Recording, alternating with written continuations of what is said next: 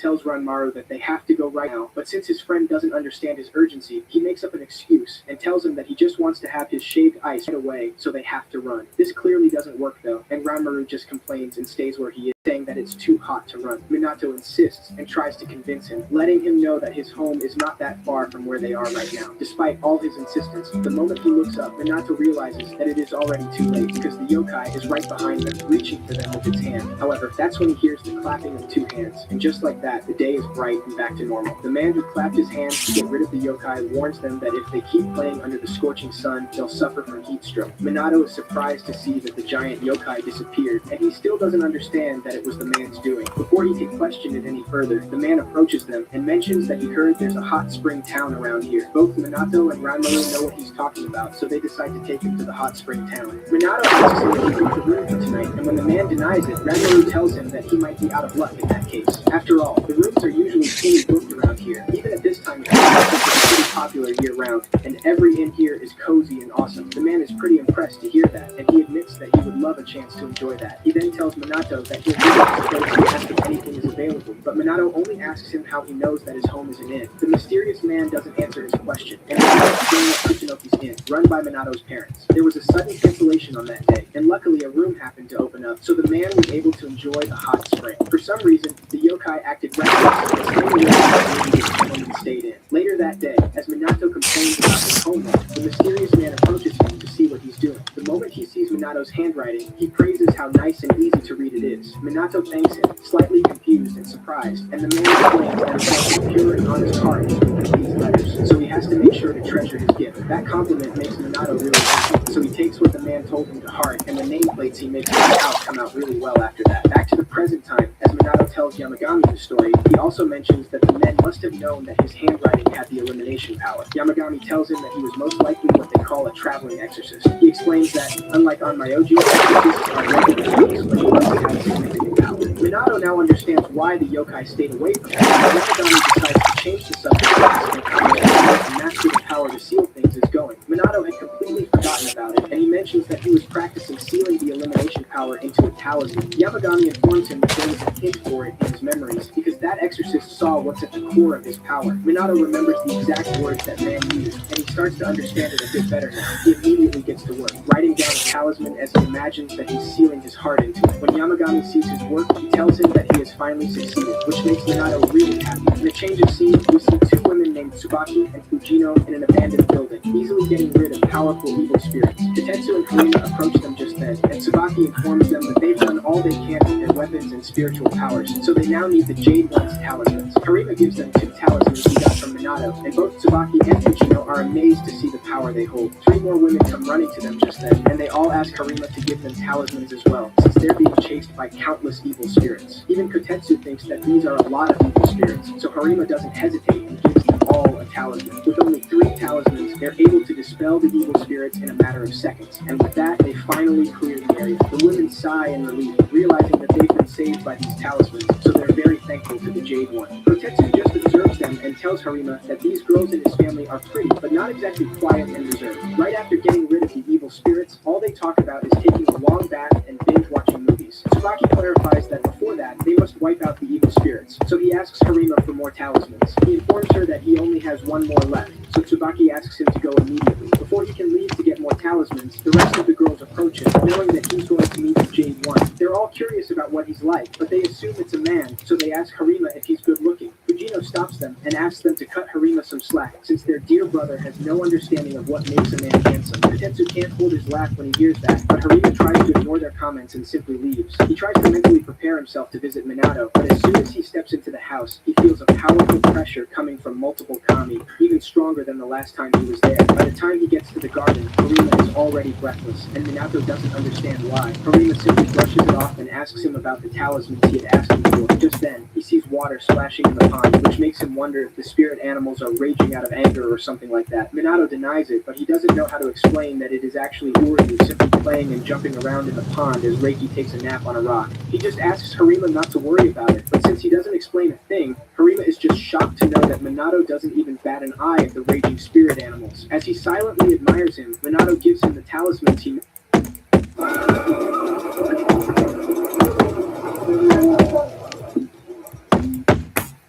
Reg due? Remember QBE for CTP and get a $25 e-gift card.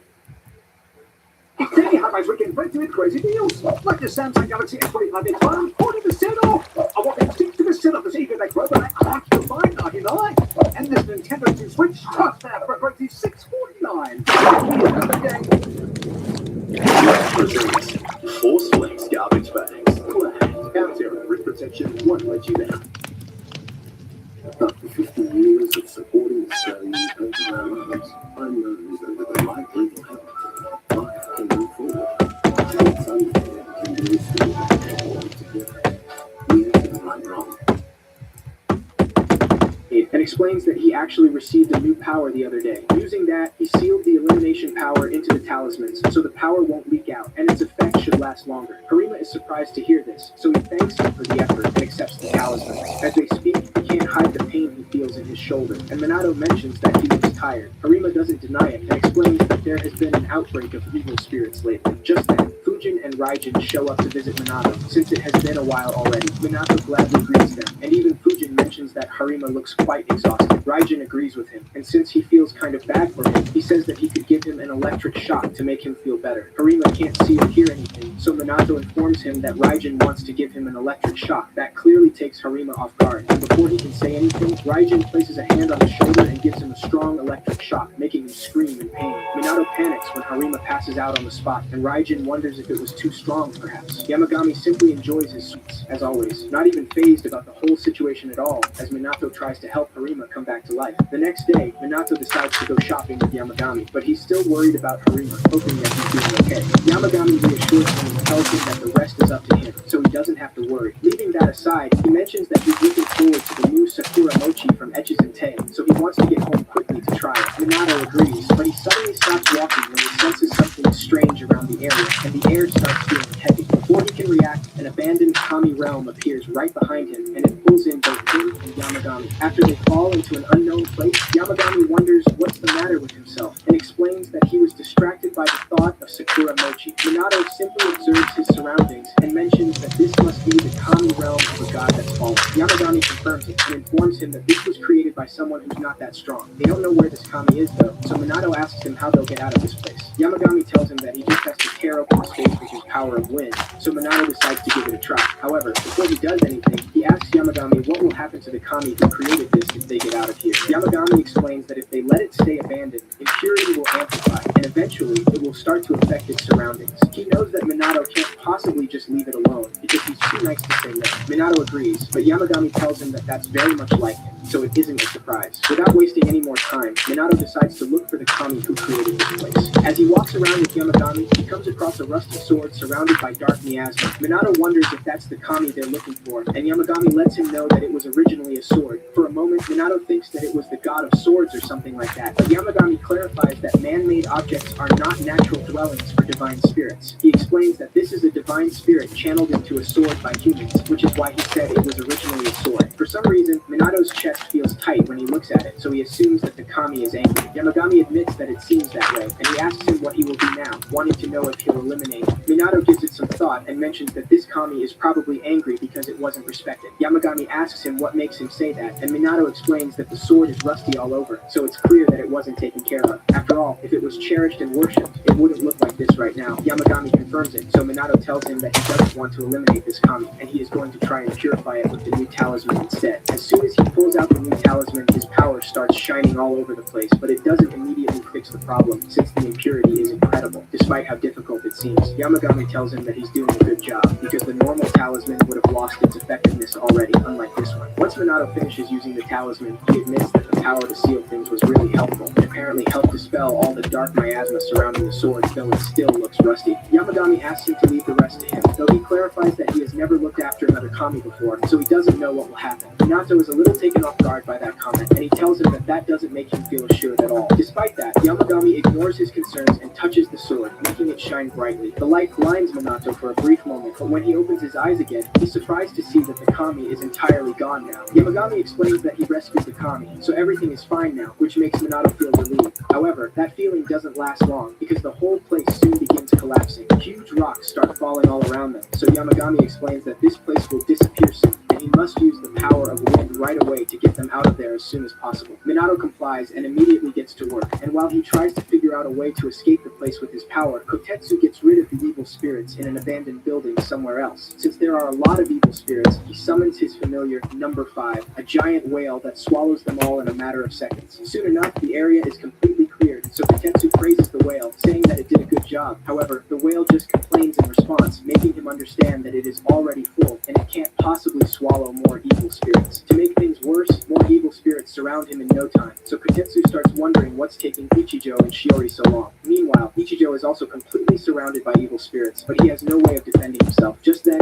Shiori shows up with several talismans and saves him in time, getting rid of the evil spirits. Even though she just saved him, all Ichijo does is complain, saying that she's too slow to rescue him. He almost calls her adorable accidentally, but he quickly takes his words back and tells her that she has gained weight, so that's why she was slow to get here. Ichijo clarifies that she's dragging him down more than before, but before he can continue talking, he hears the sound of a bell, and that immediately brings him flashbacks from that nightmare Yamagami made him live. Ichijo panics instantly, and Shiori is glad to see that this trick works like a charm, since she just has to play the sound of a bell on her phone. While she enjoys messing with him, Tsubaki and the rest of the girls deal with the evil spirits outside, but they soon realize that they're running out of spiritual power, and they're already out of talismans. They're all surrounded right now, and even though they don't know what to do, Tsubaki asks them to remain calm. Just then, Harima shows up with a new talisman and gets rid of the evil spirits, saving the girls in no time. Tsubaki is surprised to see the new talisman, since he exercised so much with it, and yet the power is still there. Harima explains that they're new talismans with the elimination power sealed in, so they will last longer than usual. The girls are amazed by the Jade One's power, and they all wish they could meet him. Just then, a bright jade light blinds them all, and even though they can't see anything, they know that it's the Jade One. Tsubaki quickly puts on sunglasses and tells him that he has their gratitude. Minato is just confused to see that they ended up in a strange spot after getting out of the abandoned Kami realm, and he's surprised to see Harima surrounded by beautiful women. Yamagami explains that they must be relatives, and to them, what he has in his hand must be blindingly bright so they can't see a thing. Minato simply decides to go home, but when he sees Kotetsu's hat, he remembers the mysterious man he saw when he was a kid. Despite the resemblance, he's sure that it can't be the same person, so he quickly forgets about it. A strong wind almost blows Kotetsu's hat away, so he immediately secures it on his head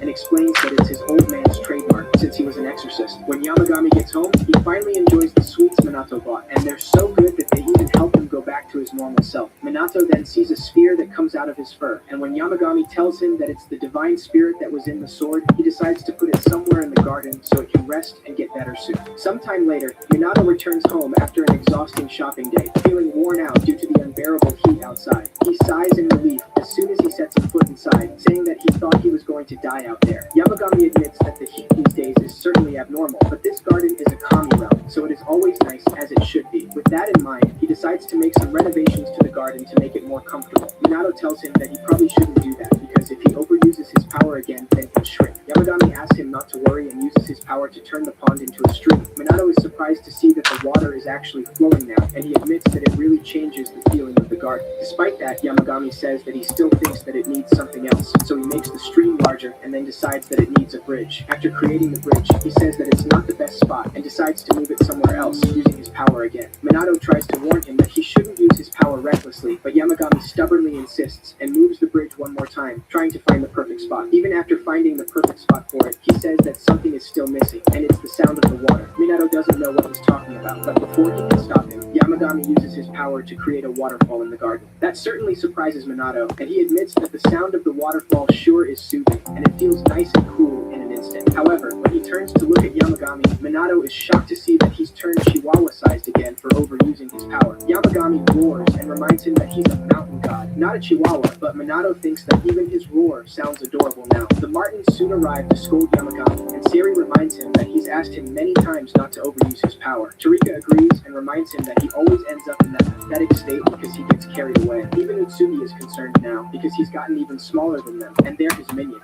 Yamagami assures them that this is not a big deal because even small, he is still him, and he thinks that the garden is actually rather elegant now. Minato asks him why he's so obsessed with renovating this garden, and Yamagami simply explains that it's his hobby, so he just wanted to adjust it for the season. That surprises Minato a little, so he asks him if he really can do that even though he neglects his own mountain, leaving it totally unkempt. Yamagami clarifies that the beauty of nature nature is in letting it be as it is. And while Minato can understand that, he mentions that it must be inconvenient to be so small, so they have to turn him back to normal. Despite that, Yamagami assures him that there is no need to rush, so they can just enjoy the garden now. Minato then notices Uryu enjoying the new waterfall, letting him know that he likes that spot, and Torika admits that he seems really at home there. After that, Minato checks on the sphere Yamagami brought and mentions that the god they rescued from the Kami realm hasn't woken up at all since then. The Martins tell him that he doesn't need to worry, since the god must be a little fatigued, and they should wake up soon enough. Minato then checks on Ho-Oh and mentions that he seems tired as well, but he's glad that he can rest well in the garden. The Martins suddenly notice something moving in the stream, so they quickly call Minato to check it out. When Minato approaches the stream, he's surprised to see koi fish in the water, and it makes him wonder how they grace them with their presence. Yamagami tells him that they seem to have gotten lost here, though Minato doesn't understand where they're going, since it's a dead end down the stream. To his surprise, the koi fish start ascending the waterfall, later flying and ascending into the sky. However crazy it may sound, Minato doesn't understand a thing, but the Martins and Yamagami simply say goodbye to the koi fish, asking them not to get lost here again. That was completely unexpected, but Minato then remembers that there was a legend that said if koi successfully ascended a waterfall, it would become a dragon. Yamagami informs him that these koi fish are also the minions of a god, and it seems they're from the next town over. That reminds Minato of Tsunuki, who said she was from the neighboring mountain. He hasn't seen her since she last visited, but he hopes she's doing okay. Yamagami mentions that the peach that Minion brought was bitter, so he doesn't understand how they can dare make him eat low-quality food. Minato asks him if he's not on good terms with the neighboring god, and when Yamagami tells him that he isn't, he wonders what kind of god it could be. The sky suddenly is covered with dark clouds, and Oryu immediately leaves the waterfall to see the huge dragon approaching the garden. Minato is shocked by the sight, wondering if the koi who ascended the waterfall really turned into a dragon. The dragon soon comes down with a roar, and Minato panics when he sees how huge it is. Yamagami asks him not to panic and explains that the dragon is a friend of Uryu's. The Martins suddenly ask him to close his eyes, so Minato braces himself before a bright light blinds them all. Right after that, he notices that the intimidating dragon shrunk, and it is now as small as Uryu. The Martins quickly translate the dragon's words, saying that he wants to know if he can come in. Minato invites him in without a doubt, and tells him that it's a pleasure to have him here. The dragon then gives him a small box, and Utsugi translates his words, informing Minato that the dragon wants to give him a token of friendship. Yamagami asks him to take it, so Minato gladly accepts it, just to see that the dragon wants to give him a second gift. After the second, the dragon also gives him a third, fourth, and even fifth gift, to the point that Minato can't hold all the boxes in his arms anymore. Minato is a little overwhelmed by the amount of gifts, so he tries to tell the dragon that he's grateful, but he thinks that this is more than enough. The dragon doesn't understand why, but he decides to stop with the gifts and enjoys a good cup of wine with his friend, Uryu. After having enough, he decides that it's time to leave, so Minato apologizes for being unable to offer him more, and asks him to visit again sometime. Once the dragon leaves, he can't help but wonder what the gifts are, so Yamagami asks him to open them. Minato opens the first box, and the Martins are excited to see delicious mooncakes filled with sweet bean paste. Minato tells Yamagami that eating this might get him back to his normal size, so he should give it a try. Yamagami agrees, just because he wants to enjoy the sweets, and says that he will eat it. Inflation is rising, but your grocery bill doesn't have to. To help, we've frozen the shelf price of 300 Woolies products like eggs, bread, chicken, pasta and nappies until the 1st of August. Shop in store or online at Woolworths today.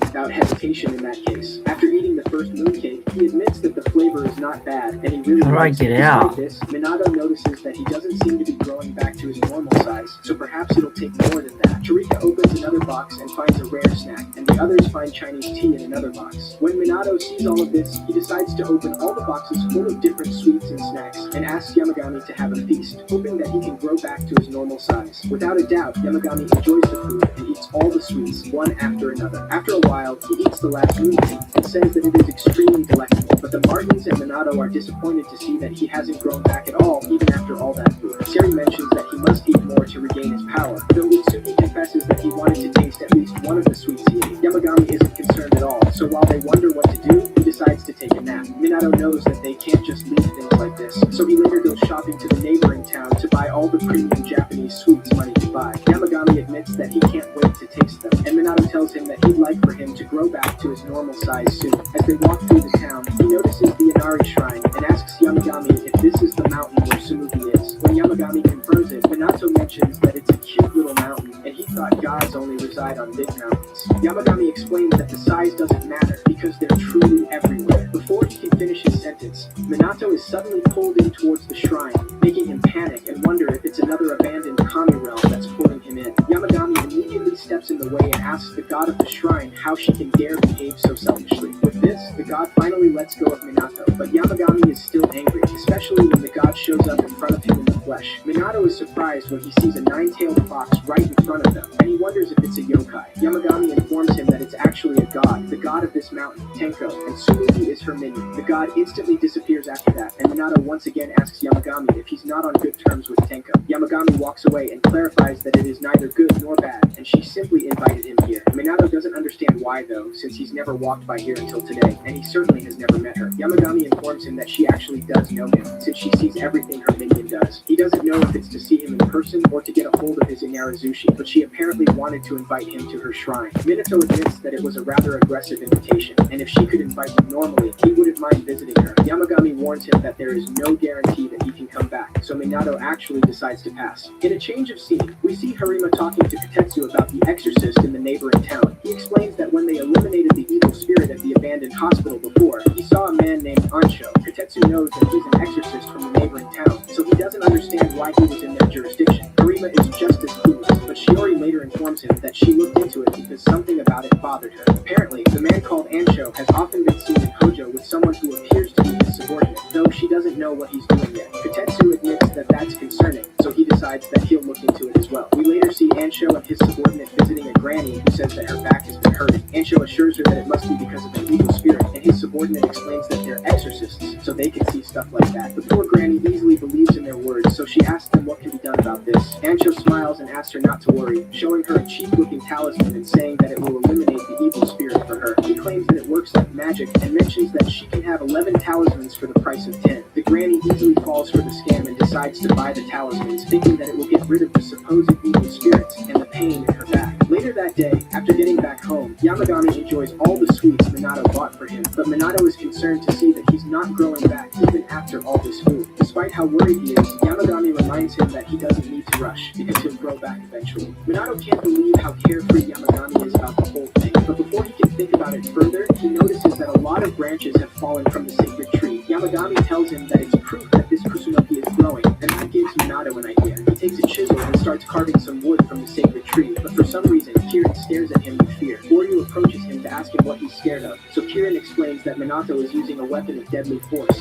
and he has no idea how many creatures humans have killed and wounded since the dawn of history. That makes him think that Minato is planning to slaughter his kind with that chisel, so he's freaking out because of that. Reiki interrupts him with irritation, asking him to shut up and saying that he's trying to nap. Yamagami then approaches Minato to see what he's doing, and Minato explains that it's a keychain for the rune keys for the customers at his parents' hot spring inn. He thought he'd give it a try making some with the branches of the Kusunoki, sealing in the elimination power. Once he finishes the last one, Yamagami mentions that it's perfect for a charm against evil spirits. Minato clarifies that the last one is for him, as an amulet, though he's not sure if it'll be any help to him. Yamagami gladly accepts the amulet, and Minato tells him that he hopes he grows back soon. Just then, a squirrel shows up near the garden, and Yamagami informs him that it wants a piece of wood he carved. Minato tells him that the one he gave him was the last one, but Yamagami informs him that the squirrel says it'd be happy with a failure. With that in mind, Minato gives the squirrel one of the failed amulets, and the little thing happily leaves with it, climbing a tree to see its offspring, who has been affected by a dark miasma. Even if it was a failed amulet, its power is enough to dispel the dark miasma, making the little squirrel feel better in a matter of seconds. Later that day, Minato decides to prepare delicious inarizushi for everyone, and Yamagami says that they have to eat quickly, or a certain fox might find her way here again. Minato knows that he's talking about Tsumugi, but he tells him that he doubts she'll show up so often. However, just before they can start eating, Tsumugi shows up, so Minato asks her if the aroma of the inarizushi Inarazushi lured her in. Tsumugi plays dumb and tells him that she has no idea what he's talking about, and she then asks him if she can come in. Minato gladly invites her in and tells her that he made a simple kind of Inarazushi with just white sesame mixed in, but he also has ones with soba noodles instead of vinegar rice. Tsumugi admits that she's never seen or had something like it, so she would love to try. Just as she's about to take a bite, she freezes in place and remembers the reason she's here. She quickly explains that she came here today to apologize because the other day her master god Tenko was rather aggressive with her invitation, so she's very sorry. Minato clarifies that it didn't bother him, so she doesn't have to worry, and he actually thinks it was lucky that he got to see a fox god with many tails. Tsumugi explains that the number of tails is proportional to the strength of their power, so her master Tenko is strong because the mountain shrine where she resides received the most worshippers in this region. She mentions that they're grateful for their visits, but she also admits that the drawback is that it gets a bit noisy.